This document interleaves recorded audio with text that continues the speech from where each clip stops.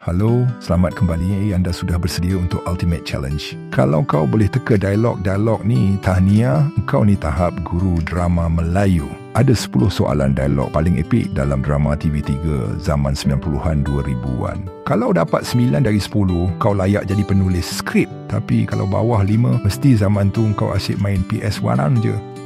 Soalan pertama, kalau awak rasa awak handsome, saya pun rasa saya beautiful. Dialog ini dari drama apa?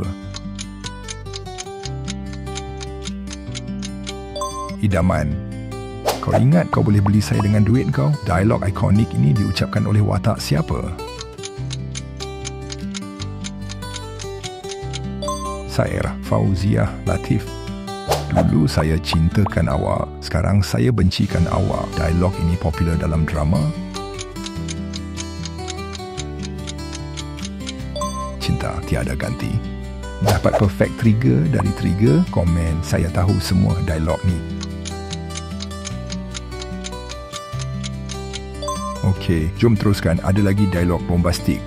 Saya tak mau jadi pilihan kedua. Dialog ini diucapkan oleh watak mana? Nora Danish.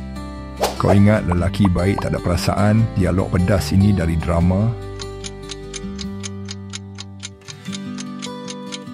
Metro Squad. Cinta bukan di mata tapi di hati. Dialog romantik ini terkenal dalam Kerana Cintaku Sairah. Last 4 soalan. Yang ni hanya untuk fan tegar. Kalau kau ingat, maksudnya kau tahap kaki drama. Soalan 7. Saya tak buta, saya cuma tak nampak. Dialog menyentuh hati ini dari watak Amin Ahmad Idam.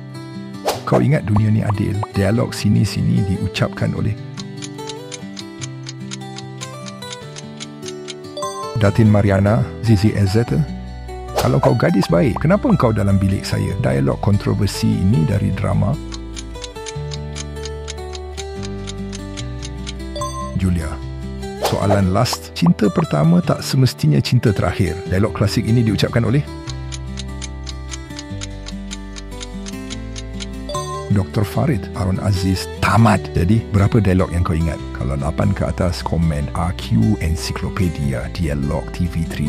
Tapi kalau kurang, jangan malu. Jom tengok ulang tayang dekat YouTube. Jangan lupa like, share and subscribe. Next, aku nak buat quiz Slang Showdown. Negeri mana punya cakap ni? Korang nak tulis dekat komen. Okey, jumpa lagi.